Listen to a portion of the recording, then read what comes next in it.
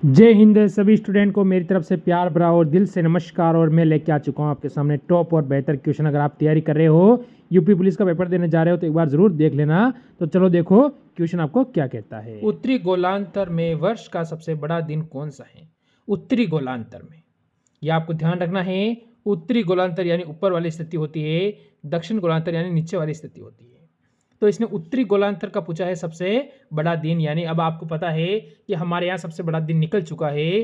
वो कौन सा था मेरे मित्र, मेरे स्टूडेंट कहेंगे कि 21 सितंबर, 22 दिसंबर, 21 जून, 22 जून। ये तो आप सभी को पता है मेरे दोस्त कि 21 जून होता है। ऑप्शन नंबर सी जो बच्चा देगा वो बिल्कुल सही है। आगे बढ़ो।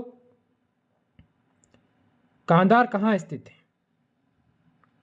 कांधार है वो कहाँ पर स्थित है आपको बताना है। तो कांधार की बात चल रही है। कांधार यानी ये बता दूं मैं, आप अभी वर्तमान अगर ये पूछ रहा है आपसे तो आपको कहना है जैसे कि दक्षिण अफगानिस्तान में, उत्तरी अफगानिस्तान में, पूर्वी इराक में, पश्चिमी पाकिस्तान में। अब ये यहाँ से आप सभी को डाउट नहीं रखना है। यहाँ कांधार कह रहा है तो ऑप्शन नंबर ए दक्षिणी अफगानिस्तान में स्थित होता है। ये वही कांधार है जहाँ का कौन था? शकुनी। ये आपको ध्यान रखना है। आगे बढ़ो। क्षेत्रफल में दृष्टिकोण से दुनिया का सबसे बड़ा शहर कौन सा है? क्षेत्रफल की दृष्टिकोण से दुनिया का सबसे बड़ा शहर आपसे पूछा है। लंदन है, टोक्यो है, बीजिंग है, न्यूयॉर्क है। तो लंदन और बीजिंग तो आप काट दोगे, बस दो ऑप्शन आपके पास रहता है कि दो इनमें से बड़े कौन से हो जाते हैं। या तो टोक्यो होगा या क्या होगा? न्यूयॉर्क होगा। तो टोक्यो किसकी राजधानी है? आप कहोगे जापान की राजधानी है। एक मिनट मेरे दोस्त, जापान की। किसकी राजधानी है? जापान की राजधानी है। पर आपका उत्तर होगा ऑप्शन नंबर डी, न्यूयॉर्क बिल्कुल सही रहेगा। बढ़ेंगे मेरे सारे दोस्त अगले क्वेश्चन की ओर। ये आपके सामने है।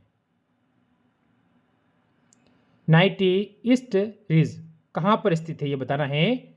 नाइटी ईस्ट रिज कहां पर स्थित है? जैसे कि प्रशांत महासागर, हिंद महासागर, अंध महासागर, आर्टिक महासागर। अब बताओ मेरे दोस्त, यहां से आपका उत्तर क्या होगा? बढ़िया क्वेश्चन आपके सामने है, टॉप क्वेश्चन आपके सामने है और लेवल के क्वेश्चन आपके सामने रहते हैं। क्लास को हमेशा आपको ध्यान रखना है। 11 बजे दिन में आती है तो आपको पूरा जरूर देखना है। 11 बजे क्लास आती है, 11 बजे एक बार इस क्लास को देख लेना है, जिससे कि आपके सिलेक्शन की ओर बढ़ने की आस ज़्यादा बढ़ जाती है। यानी कि ऑप्शन नंबर बी मेरे दोस्त, यहाँ से हिंद महासागर बिल्कुल सही कहोगे, क्योंकि एसएसजीडी में जो पढ़ाया वही आया है और दिल्ली पुलिस में जो पढ़ाया है वही आया है और इसी में भी जो पढ़ा रहे हैं वही आएगा। टेंशन लेने की जरूरत नहीं है। मत विलास प्रश्न का लेखक कौन है? यह बताना है। प्रश्न है मत विलास, लेखक, इसका लेखक कौन है? अगर लेखक के बारे में हमसे पूछता है कोई क्वेश्चन तो आप क्या कहोगे? महेंद्र वर्धन। यानी मेरे दोस्त, जो बच्चा ऑप्शन सी उत्तर देता है वो यहां से बिल्कुल सही रहेगा। आगे देखो। मोटेरा का सूर्य मंदिर किस राज्य में स्थित है? ये क्वेश्चन शायद मैं पहले करवा चुका हूं आपको, ये आपको बताना है, क्योंकि ये क्वेश्चन मैं करवा चुका हूं। अब यहां से कहेंगे बिहार, उड़ीसा, गुजरात या मध्य प्रदेश। तो मोटेरा, ये मेरे दोस्त आपको ध्यान रखना है। ये क्वेश्चन इसमें आप कहोगे कि sir ji Bihar, option number A यहां से बिल्कुल सही है। अगला क्वेश्चन देखो। भारत में प्रथम मुस्लिम आक्रमणकारी कौन था? भारत में प्रथम मुस्लिम आक्रमणकारी था कौन था ये बताना आपको। तो यहां से आपका उत्तर क्या रहेगा? सबसे पहले आक्रमण किया था महमूद गजनी, कुतुबुद्दीन ऐबक, मोहम्मद गौरी, मोहम्मद बिन कासिम। अब बताना है तो आप सभी को पता होना चाहिए कि ऑप्शन नंबर डी, मोहम्मद बिन कासिम ने सबसे पहले आक्रमण किया था भारत के अंदर। आगे बढ़ोगे। किस सुल्तान के बारे में कहा जाता है कि उसने भूमि कर को उत्पादन के 50% तक कर दिया था? यानी जो आपका 50% उत्पादन होगा, यानी कोई चीज़ हमेशा 100% होती है, तो उसमें से 50% क्या करना पड़ेगा? आपको टैक्स के रूप में देना पड़ेगा। जिस तरह से अभी आपकी जो सरकारें कर रही है ना, अभी वो वाली स्थिति किसने की थी, ये आपको बताना है मेरे दोस्त। अब यहाँ से आपका उत्तर क्या रहेगा? तो आप सभी कहोगे सर यहाँ से हमारा उत्तर होगा अलाउद्दीन खिलजी। यानी ऑप्शन नंबर बी आपका बिल्कुल सही रहेगा। अगर इसका साम्राज्य पूछे जाए, ये खिलजी वंश का था और इसका जो शासनकाल था वो 1296 से लेकर ये ध्यान रखना है 1296 से लेकर इसका 1316 तक इसका शासनकाल रहा था। 20 वर्ष का इसका शासनकाल था, ये आपको याद रखना है। कृष्णदेव राय किसके समकालीन थे? कृष्णदेव राय थे वो कौन से शासक के समकालीन थे, यानी उसके समय में कृष्णदेव राय थे। अब आप कहोगे अकबर, बाबर, शेर शाह, हुमायूं। बताओ यहाँ से आपका उत्तर क्या रहेगा। किसने कहा है कि कृष्णदेव राय किसके समकालीन यानी किस शासक के समय पर थे? तो हम कहेंगे यहाँ से बाबर, यानी जो बच्चा बी देता है वो बिल्कुल सही है। आगे बढ़ो, अगला क्वेश्चन। ग्रेट स्लैम जूनियर प्रतियोगिता जीतने वाले प्रथम भारतीय थे, यानी प्रथम भारतीय कौन थे उनके बारे में बताना है। अब यहां से आपका उत्तर यहां से क्या रहेगा मेरे दोस्त, आप सभी कहोगे यहां से मेरे मित्र कि रामनाथन कृष्णन, यानी ऑप्शन नंबर सी। ये क्वेश्चन भी शायद मैं पहले करवा चुका हूं। बढ़ो अगले क्वेश्चन की ओर। अगला क्वेश्चन आपके सामने, लोक सत्ता कहाँ का समाचार पत्र है? लोक सत्ता है वो कहाँ का समाचार पत्र है और उसकी लैंग्वेज कौन सी, आपको ये ध्यान रखना है। पहली चीज एमपी यानी मध्य प्रदेश, यूपी यानी उत्तर प्रदेश, महाराष्ट्र, राजस्थान। अब आपको बताना है कि आपका उत्तर यहां से क्या रहेगा। तो मेरी बात समझने करोगे कि ये महाराष्ट्र का और इसकी भाषा कौन सी, आपसे पूछ गया इसकी भाषा लैंग्वेज, तो आप कहोगे मराठी। कौन सी होती है? मराठी भाषा हो जाएगी। आगे बढ़ो, गंगा की सबसे बड़ी सहायक नदी कौन सी है? गंगा की सबसे बड़ी सहायक नदी कौन सी है, ये आपको ध्यान रखना है। तो आप सभी यहां से कहोगे कि गंगा की जो सबसे बड़ी सहायक नदी है मेरे दोस्त, उसका नाम है यमुना। क्या है? यमुना। अगर यमुना की सबसे बड़ी सहायक नदी पूछे तो आप क्या कहोगे? चंबल। ये यमुना की सबसे बड़ी सहायक नदी हो जाती है। सरयू आपको पता है अयोध्या में है, ये तो आपको पता है। अयोध्या किस नदी किनारे स्थित है? सरयू के किनारे स्थित है। कोसी गंडक ये किधर है, आप सभी को पता है ना। चलो ठीक है, आगे बढ़ो। 16 गज का हिट पद किस खेल से जुड़ा हुआ है? ये बताना है 16 गज का हिट पद किस खेल से जुड़ा हुआ है। खेल कौन सा है? हॉकी है, फुटबॉल है, टेनिस है, निशानेबाजी है। बताएंगे मेरे दोस्त, यहाँ से जो आपका उत्तर रहेगा वो क्या रहेगा। तो सभी मित्र यहाँ से कहेंगे sir ji option number A यानी हॉकी जो हमारा होगा वो बिल्कुल सही और सटीक उत्तर यहाँ पर हो जाएगा। बढ़ो अगले क्वेश्चन पर। दक्षिण भारत में सर्वाधिक गन्ना उत्पादन राज्य कौन सा है? दक्षिण भारत के अंदर, आपको उत्तर भारत ने पूछा है, आपको पूछा है ये वाला जो एरिया आता है दक्षिण भारत।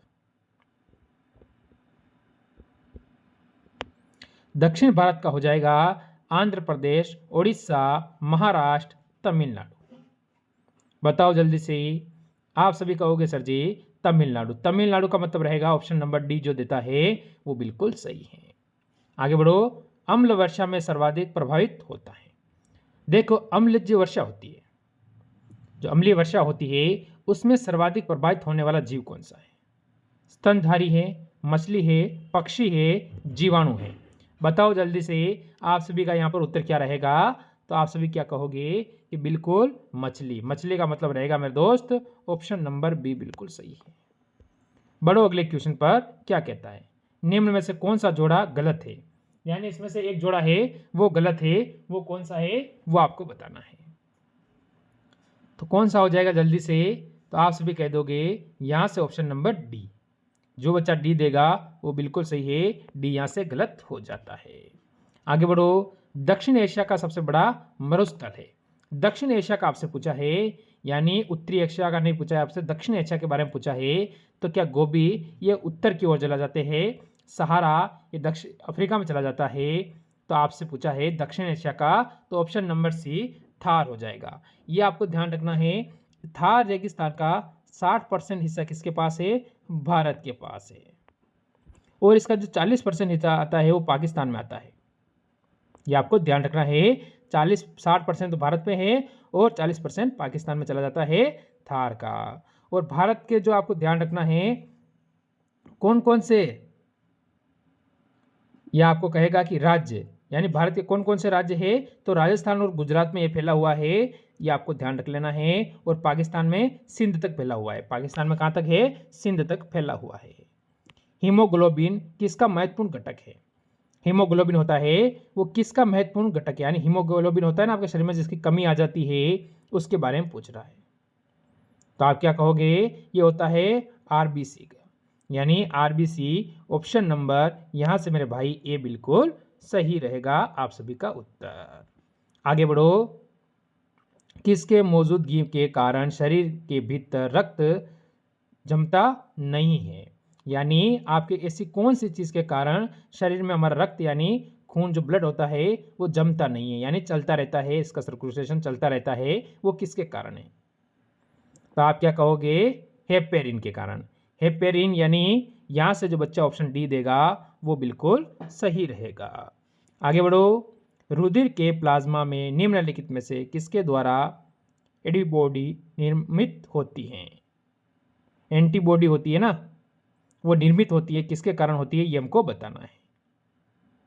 तो यहां से आप क्या कहोगे? आप कहोगे लिम्फोसाइट, यानी ऑप्शन नंबर जो बी देगा वो बिल्कुल सही है। बढ़ो अगले 22 नंबर क्वेश्चन की ओर। इसका उत्तर क्या रहेगा? जल्दी से। लाल रक्त कणिकाएं किस नाम से जानी जाती हैं? हमारे शरीर के अंदर जो लाल रक्त कणिका होती है वो किस नाम से जानी जाती है, यानी उसका नाम क्या है, वो आपको क्या करना है? कमेंट करना है आज इस क्वेश्चन का उत्तर, यानी ये रहेगा आपका HW के तौर पर। आगे बढ़ो अगले क्वेश्चन पर। लोकसभा में शून्य काल की अधिकतम अवधि होती है। शून्य काल की जो अवधि होती थी वो अधिकतम कितनी हो सकती है? जैसे कि लोकसभा के अंदर इससे पूछा है तो हम कहेंगे 30 मिनट, 60 मिनट और 120 मिनट या अनिश्चित काल तक। तो इसने कहा है शून्य काल की अवधि अधिकतम। अधिकतम कितनी? इसने कम नहीं कहा है, अधिक कहा है। तो अधिक किसने हमसे कहा है? तो अनिश्चित काल, यानी ऑप्शन नंबर जो यहाँ से डी देता है वो बिल्कुल सही है। एम 24 नंबर जो कह रहा है हमको, भारत के लोक नीति का अभिभावक कौन होता है? तो कौन होता है वो हमें बताना है। जैसे कि यहाँ का जो हमें कहेंगे क्या राष्ट्रपति होगा, संसद होगा, प्रधानमंत्री होगा, नियंत्रण एवं महालेखा परीक्षक होगा। आखिरकार अभिभावक होता है वो कौन होता है? नीति का, लोक नीति होती है ना, उसके बारे में आपसे पूछ रहा है। तो नियंत्रण एवं महालेखा परीक्षक ऑप्शन नंबर डी रहेगा। आज का लास्ट और अंतिम क्वेश्चन रहेगा, बताएंगे इसका उत्तर क्या है। भारत की संविधान सभा किसके द्वारा गठित की गई है? भारत की जो संविधान सभा है वो किसके द्वारा गठित की गई है? तो आप सभी का उत्तर यहाँ पर क्या रहेगा? तो आप सभी कहोगे कैबिनेट मिशन योजना के तहत ऑप्शन नंबर ए जो बच्चा देता है वो बिल्कुल सही है। पहला क्वेश्चन है, एक चालक ने 3 घंटे तक 60 किलोमीटर की चाल से गाड़ी को चलाई। उसने क्या किया है कि 3 किलोमीटर तक यानी 60 किलोमीटर प्रति घंटे के हिसाब से गाड़ी चलाई है, फिर वह 1 घंटे के लिए रुक जाता है और कहीं नहीं पाया कि वह उसे 60 किलोमीटर की चाल से ही 4 घंटे गाड़ी और चलाई। औसत चाल क्या है? अब यहाँ से आप गलती क्या करोगे वो चीज मैं आपकी डाउट क्लियर कर देता हूँ। मेरे बच्चों, आप सभी का गलती, एक छोटी सी गलती आपको एग्जाम से बाहर कर सकती है, और वो क्या गलती है वही मैं आपको बता रहा हूँ इस क्वेश्चन के अंदर। तो इसमें हमारा एक तो होगी औसत चाल। औसत चाल सूत्र है इसका, ध्यान रखना, औसत चाल बराबर होता है कुल दूरी। कुल दूरी बटा हो जाएगी कुल समय।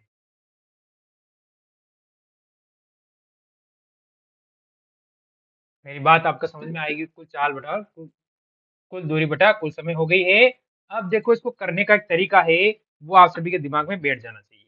वो क्या है कि घंटे कितने हैं? 3 घंटे तो ये है, और आप बताओगे तो इसने क्या किया है कि 3 घंटों में तो इसने 60 किलोमीटर प्रति घंटे के हिसाब से कितनी हो गई? आप सभी कहोगे सर 180 किलोमीटर दूरी इसने तय की है। अगले जो 4 घंटा ये चला है उसमें भी इसने 60 किलोमीटर ही रखा है, तो इसने कितनी की है? 240 किलोमीटर की दूरी तय की है। आगे क्या करता है? 1 घंटा रुकता है। तो इधर घंटे कितने हो, दूरी कुल कितनी हुई है?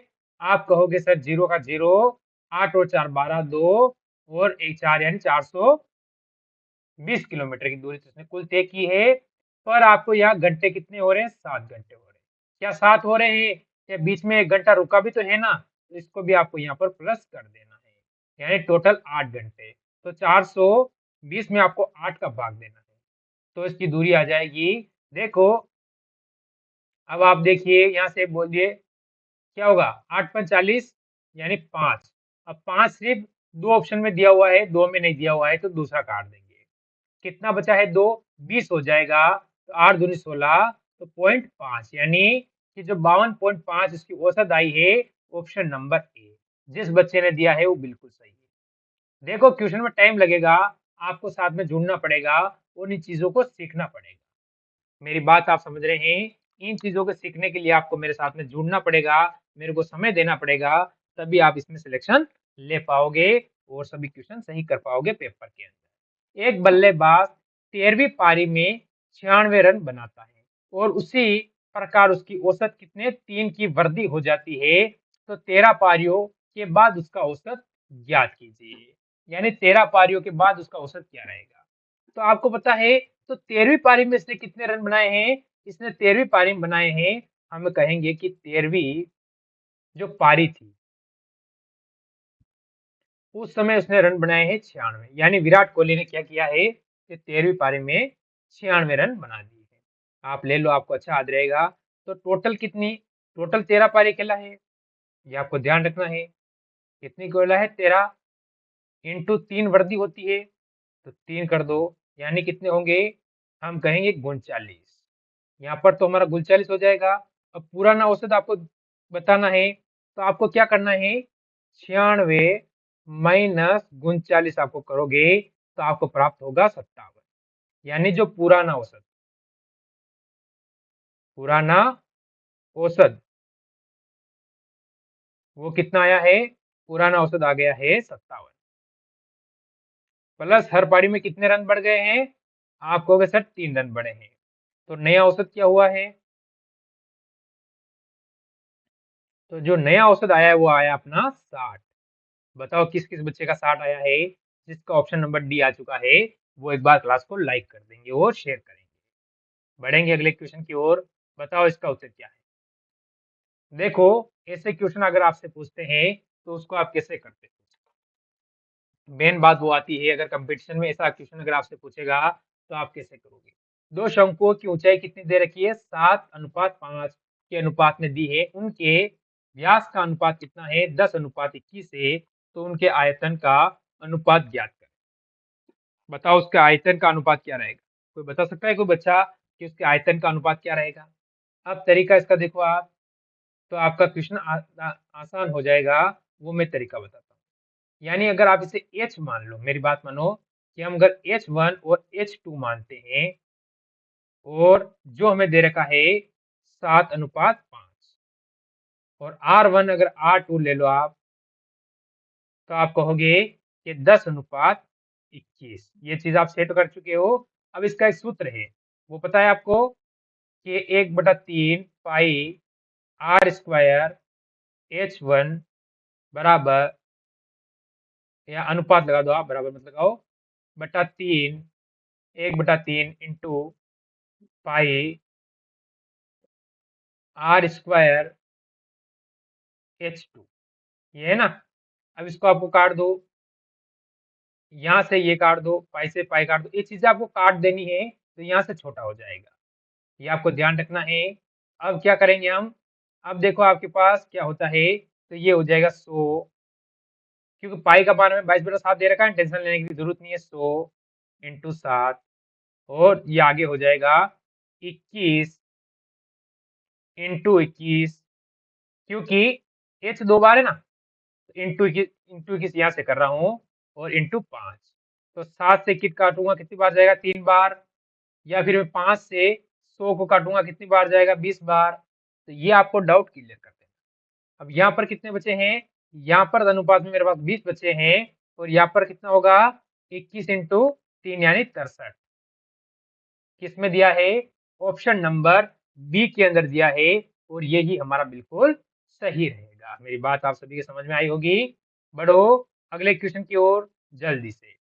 बताओ इस क्वेश्चन का उत्तर क्या है।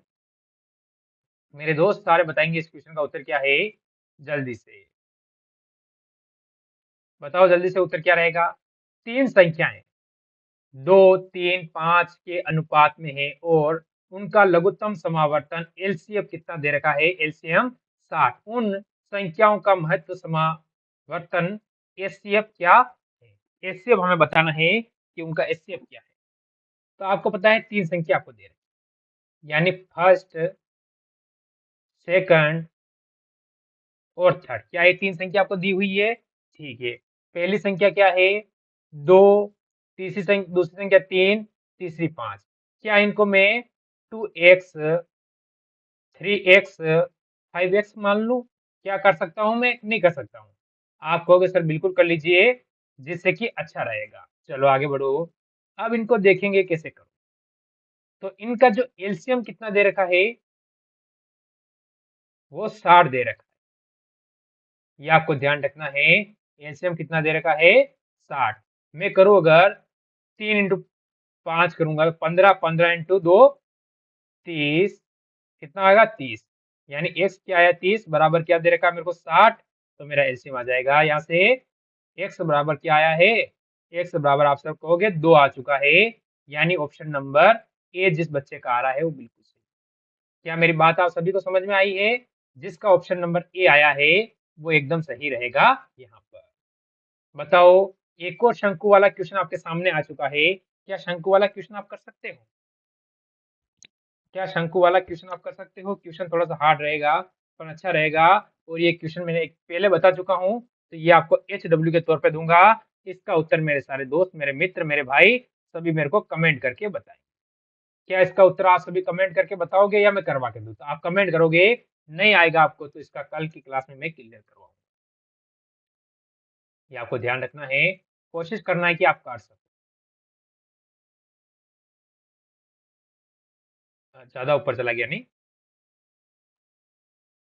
बताओ इसका उत्तर क्या है? सारे स्टूडेंट बताएंगे इस क्वेश्चन का उत्तर क्या है जल्दी से। क्वेश्चन हमें कह रहा है, रमेश ने, यहाँ पर 10,000 होगा यार, क्या 1000 है? मेरे को क्वेश्चन थोड़ा सा यहाँ पर डाउट रहेगा, क्या है? 1000 एक 10,000 है, शायद यहाँ एक और होना चाहिए, इसमें 10,000 हो जाएगा।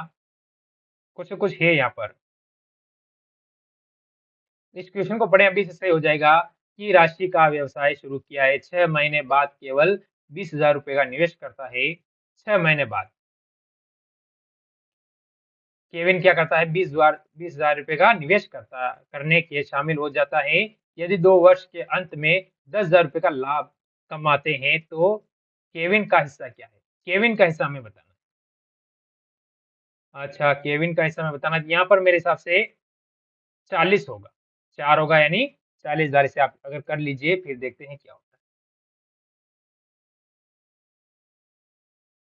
यानी अगर हम यहाँ पर 40,000 करते हैं मेरे भाई के लाभ, तो हम यहाँ से अगर निवेश, क्या है निवेश, इनटू समय, कितने समय के लिए किया है? अगर मैं कहूं कि 40,000 रुपये इंटू 12 महीने, क्योंकि 6 महीने बाद किसने किया है? केविन ने किया है, तो इसने पूरे 12 महीने तक रहा होगा इसका निवेश। और केविन का कितने हैं? 20,000 रुपये हैं, और वो 6 महीनों के लिए। ये बात क्लियर है? अगर आप यहाँ से 1, 2, 3, 4 जीरो से 4 जीरो काट देते हो, फिर क्या रहेगा? 2 से अगर आप 4 को काटते हो 2 बार, और 6 से 12 को काटते हो 2 बार, तो यहाँ पे तो बचेगा अपने पास 2 इंटू 2 हो जाएगा 4, और इधर 1 बच जाएगा। अनुपात आ गया ना? सही है।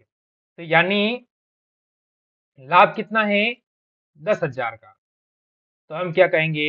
1 बराबर 10,000 हमें लाभ हो रहा है।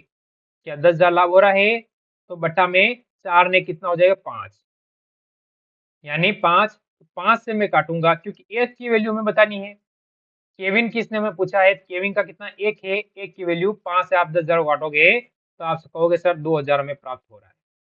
यानी जो हमारा आंसर रहेगा वो क्या रहेगा? 2,000। ऑप्शन नंबर ए बिल्कुल सही। मेरी बात आप सभी के समझ में आ गई कि ऑप्शन नंबर ए हमारा एकदम सही रहेगा। बढ़ो अगले क्वेश्चन पर। ऐसे क्वेश्चन अगर आपसे पूछ ले गए तो आप कैसे करोगे? इस टाइप का क्वेश्चन आपसे पूछा गया मेरे दोस्त, तो आप क्या करोगे, उसका करने का आपको तरीका देगा। एक समबाहु पंचभुज के अभिअंत कोण का योग कितना होगा?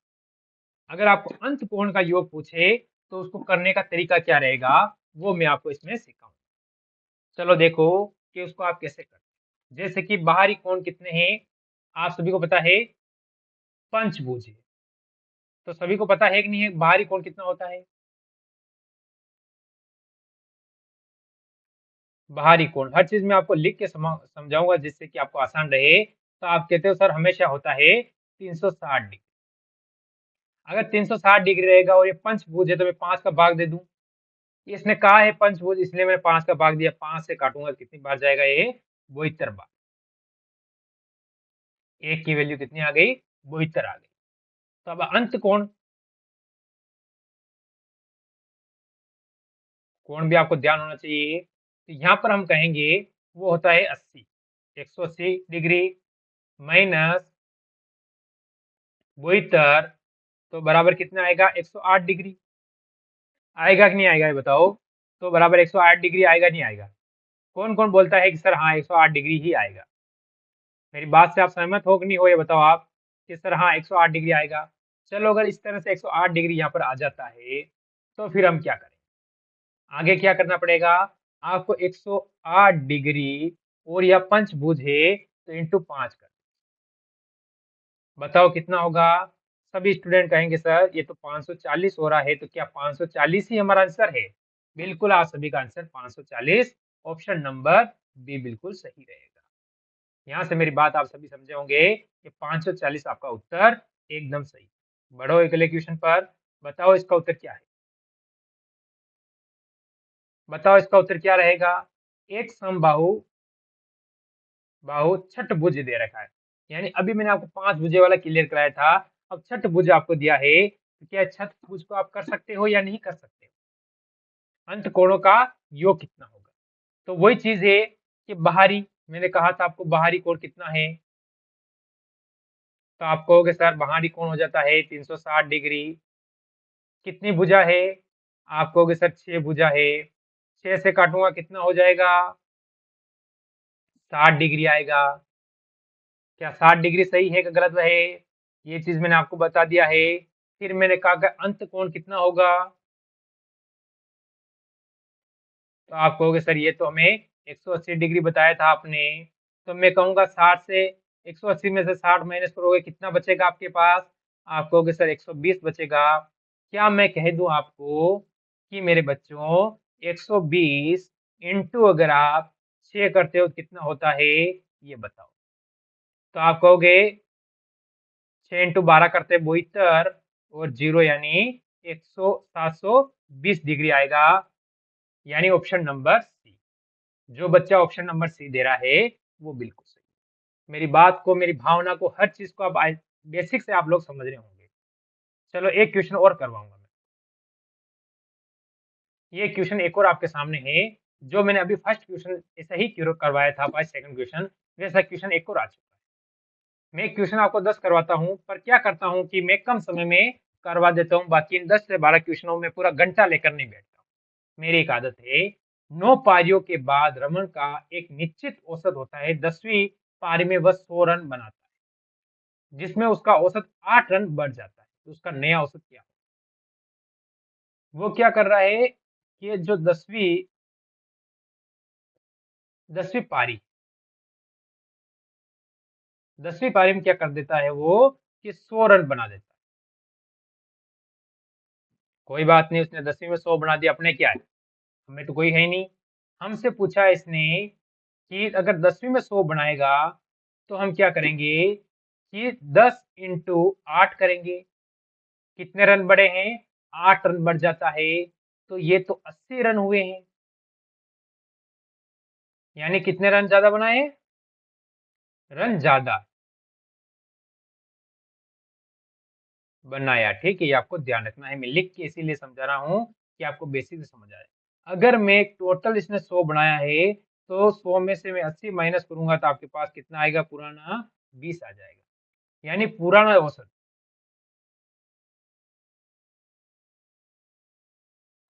पुराना औसत होगा 20 रन और नया औसत क्या हो जाएगा? नया औसत आप सभी कहोगे सर कि 20 तो ये है और 8 और बढ़ जाता है, तो प्लस का 8 कर दूं मैं, तो आप कहोगे सर 28। तो क्या आंसर किसी बच्चे का 28 आ रहा है? Option number C. बिल्कुल, ये थे आज के टॉप क्वेश्चन। बताना कैसी लगी क्लास आपको? अच्छी लगी हो तो लाइक शेयर करना। मिलते हैं कल इसी समय एक और क्लास के साथ। सभी मित्रों से आज की इस क्लास से लेता हूं मैं अलविदा। सभी को जय हिंद, जय भारत।